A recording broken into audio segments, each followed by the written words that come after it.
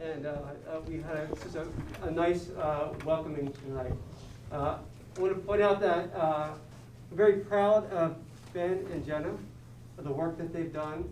What you see here is not just within the last couple of months, but these guys have been working for 2 years at least on some of these pieces. And so they've really put out the effort. This is an excellent student show. And yeah, just great job, guys. So I'm going to give them a couple of minutes just to kind of speak about their work and what they're up to. Please feel free to ask them questions afterwards, even during their speech, okay? All right. Ben, would you like to start out? All right. So, Ben, I guess, can I start wherever I want? Yeah, you're good. All right. Grab for you. All right. So I'm really interested in I just sort of call it scenes, but they don't have to necessarily be completely real. So this painting is actually a combination of two places, and a scene is more than just looking at it. It's about everything that's interacting within it. And so, but since they don't have to be real and it's about everything that's interacting, I feel very free in being able to combine places that aren't actually next to each other. So in the background, we have a basement that's just kind of pretty plain when you actually are in it. And then in the foreground, we have two people who are actually at an outside venue in Europe. So the two areas are literally halfway across the world from each other, and yet I felt like they needed to go together. And this was also a more mature piece in my painting style and my evolving into use of color. I started pretty hesitant to let color speak for itself and let the brush speak for itself.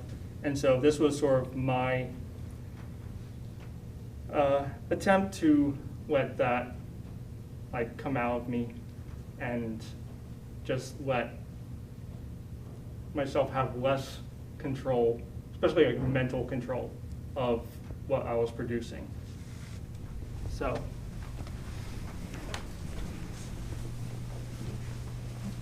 this is more of a transition piece. So before I really got into painting, I was really interested in just portraiture, but mostly using graphite.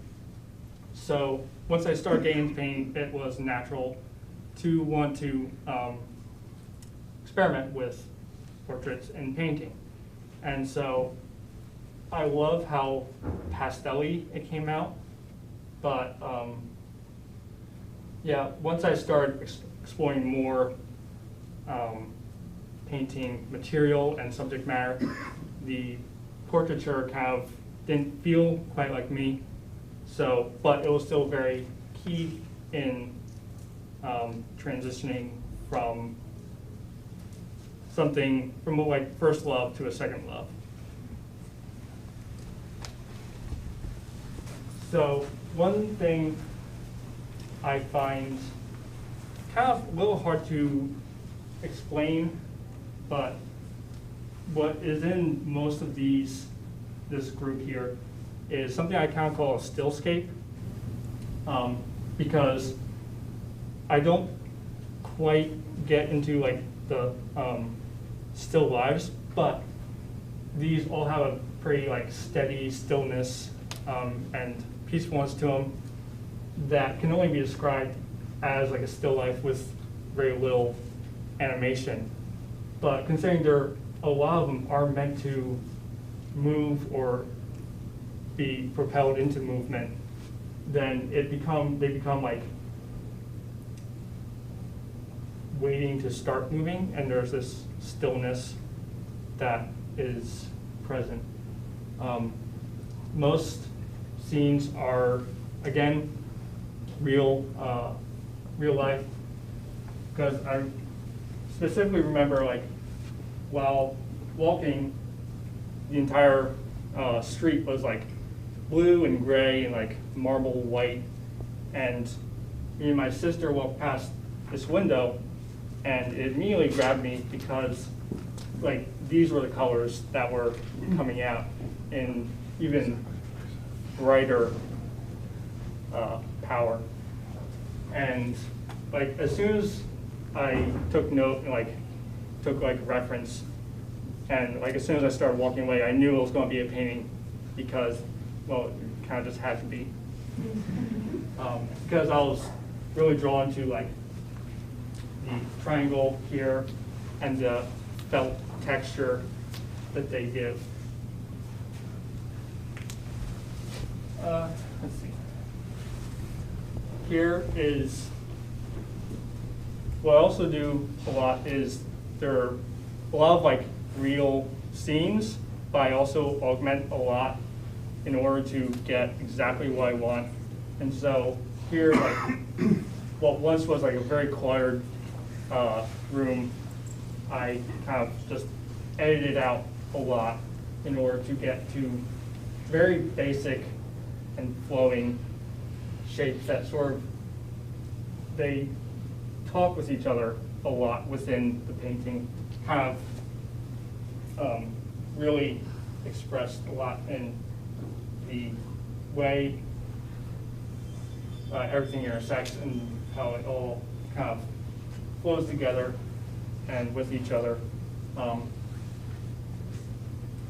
it's a particular favorite of mine because like it was like the first painting that really seemed to come out of me more than like me putting it on something. So it felt very natural as I painted it, very easy progression. The like painting itself was obviously still challenged because it's visual medium that kind of has its own will a lot of the times. But like once you keep working at it and just don't give up, like that's when you really know something is good. Let's see. This one is another example of combining areas that are not in like close association with each other, because like the two subjects within this painting, chances are they don't know each other at all, because each are like halfway across the world.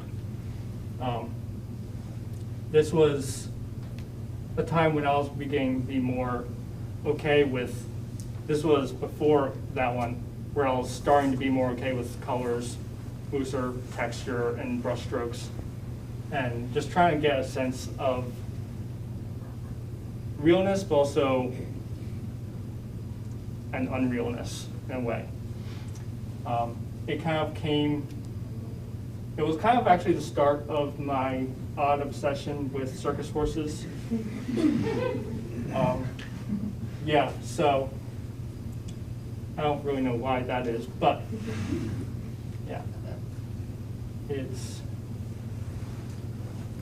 I like the kind of mystery of it. I think that was one thing I realized after painting it, was the mystery involved in not only this one, but in a few of the ones with people standing, is that they should be doing something. You should be able to tell what they're doing, but you really can't. And I really enjoy that aspect. So this one was interesting because I worked on this all through quarantine, so it has a lot of memories of sitting and listening to professors lecture while painting this. So yeah, I would be sitting on my floor while listening to Dr. Plummer teach apologetics while painting this. I was paying attention. It was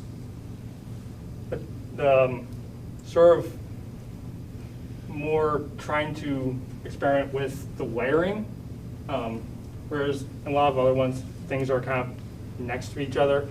This one, there's a little bit more on top of each other, and so there's kind of mystery of what's behind here, and then of course there's a glare streaks that kind of indicate that even the people's faces are contained.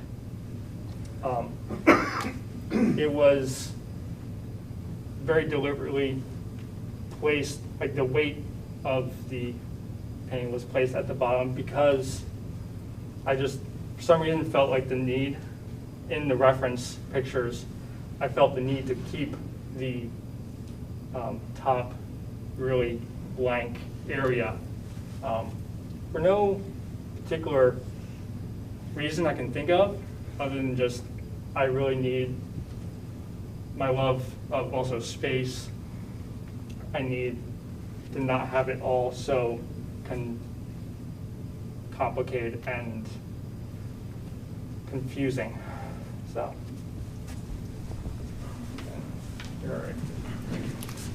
all right, I will try to be loud. This is a lot to do with space, particularly like kind of this section. With this one, you are standing, because of this, you are located underneath your own awning while looking at the person staying under the other awning. And it's kind of unsettling because the awnings are only supposed to cast shadows for comfort in real life, whereas this one is very low and it's covering the face and the head of who's there. So you're kind of perplexed, I think, but also there's still even more sense of space because they're hidden underneath. This was actually based on a dream. Not quite the exact dream, but the dream was a little bit more apocalyptic. But this and here were times when I was really fascinated with this like horizon and like the pale blue sky and just the kind of gradient of it coming towards you, but you can't quite tell when it gets to you.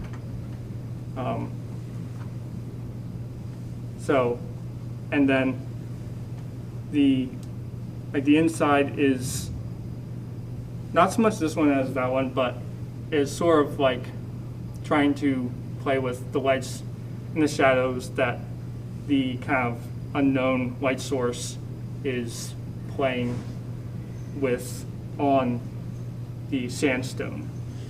And that one, the color of the sandstone and the space is more pronounced in this one because it still has the background, but like for one, it's supposed to sound, I was hoping to get a little bit of like a sound of echoes, and I want to experiment with like the texture and just the eye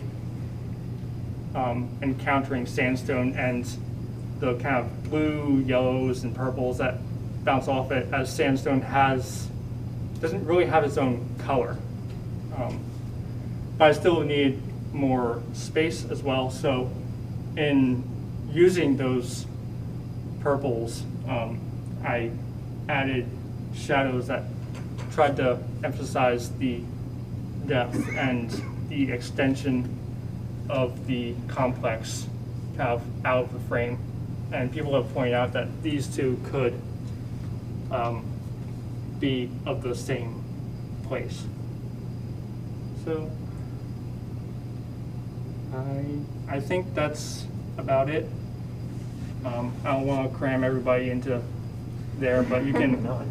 What? Why not? Okay, great. But you can ask me questions about anything in there. Yeah, so I guess we hand it off to Jenna.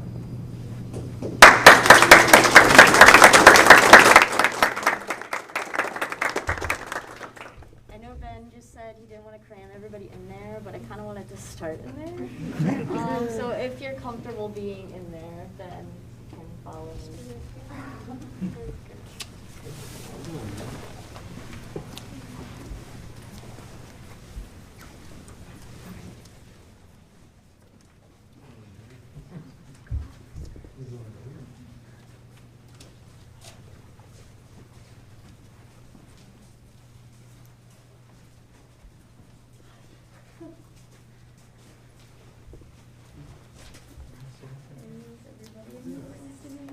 Okay.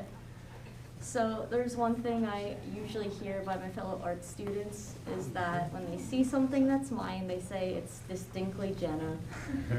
And that's one of the greatest things that I love to hear that. I love to know that I have a distinct style. And I feel like these three things over here are kind of just the strongest depiction of what I most enjoy. Just like my love for printmaking and just animals and skeletons, and then also just like the Bible verses that even though they seem visceral, they still have a message to them. And that's kind of what I do with my work. I put that image up front that may be a little bit controversial, it may be a little bit hard to look at, but behind that there's always something that has meaning or even just aesthetic value. I have a lot of interest in mythology, like right here, this is from Norse mythology.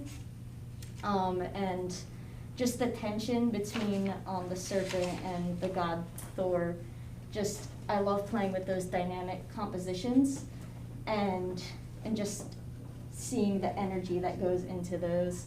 And I just think it's kind of funny because Ben is like, he's in the stillness, and I'm over here just like, woo, throw it all in there.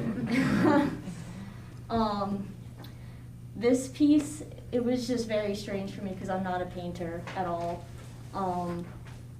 But I decided to kind of put my foot down, just try to paint something big. And so it kind of just started out like, oh, I kind of want a wet whale skeleton just like in an arid desert because that just doesn't make any sense. But then it just kind of turned into this nonsensical sort of strange flying whales. There's a dead whale, but he's reaching across the ocean, and there's still this arid desert kind of sprawling in from the side, but then there's also this very green, bright ocean. And I didn't really go into this giving it like some sort of particular meaning, but I really just wanted to see what I could do if I pushed myself, and I think I pushed myself pretty hard. It took a few months, but it was definitely worth it to see the end result. And then over here, because I am a graphic design major, I like to have those digital pieces in there as well. I lean more to the illustrating sort of side where it's not just like logos and designing brochures. I kind of like to depict an image. So here we have that Bible verse where Christ is saying, if your hand causes you to sin, you cut it off. If your eye causes you to sin, you pluck it out. So I just kind of took that because Christ talks in hyperbole to talk about the severity of sin, and the imagery that I saw in my head was just so severe that I kind of wanted to depict it. And even though it makes some people uncomfortable, that's kind of what I want, to get people to think about what they should be doing to mortify their sin.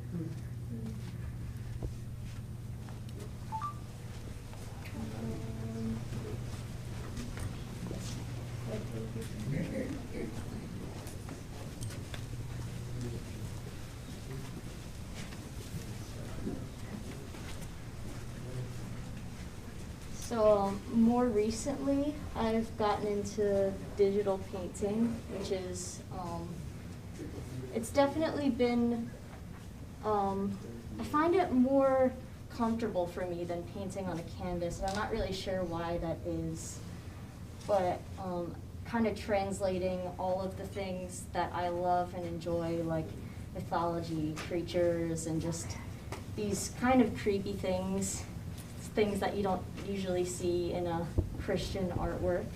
I kind of like to push the boundaries and what will make people a little bit on edge.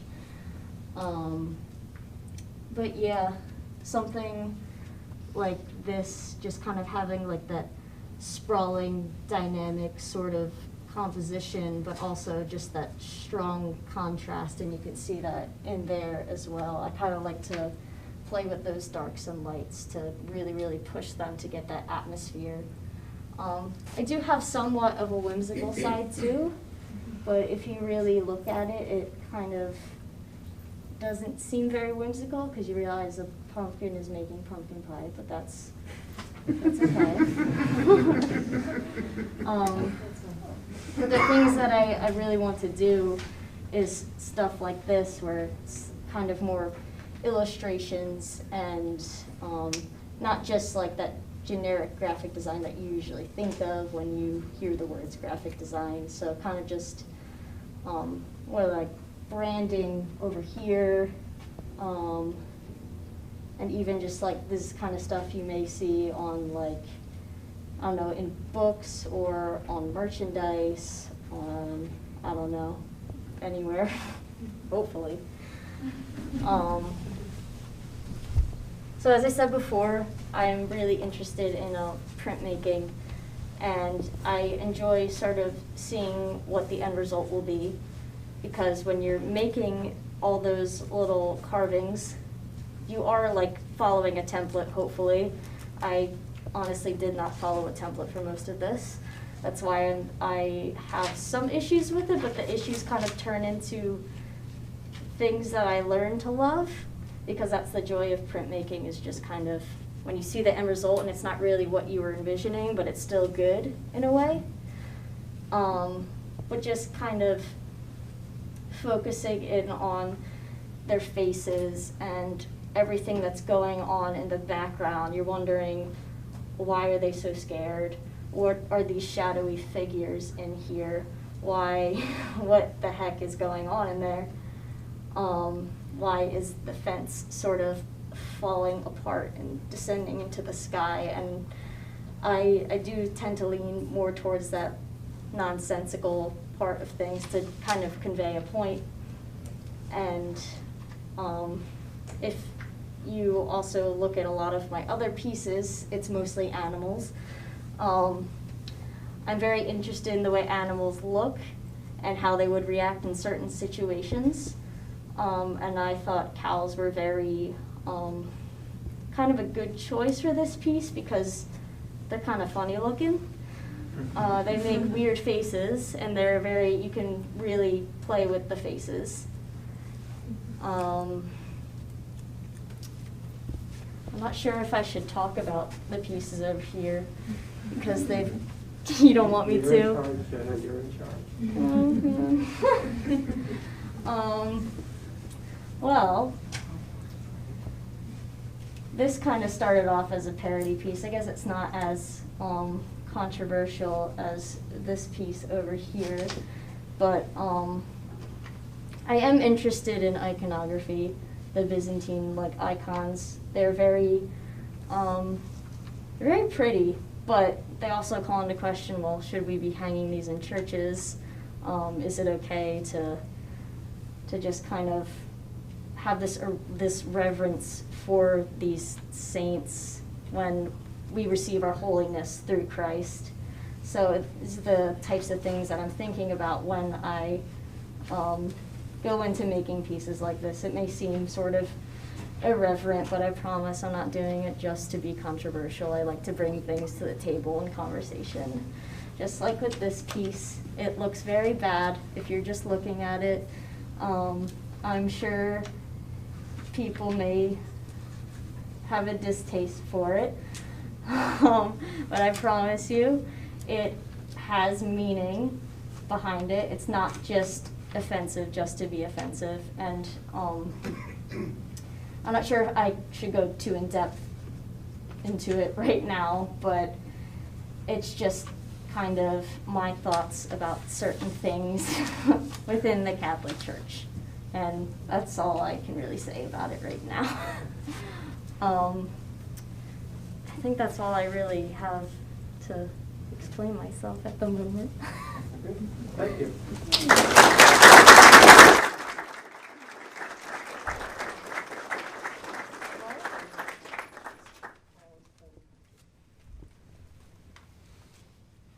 So once again, thank you. Feel free to mingle around, ask the artist more specific questions if you have that. But enjoy.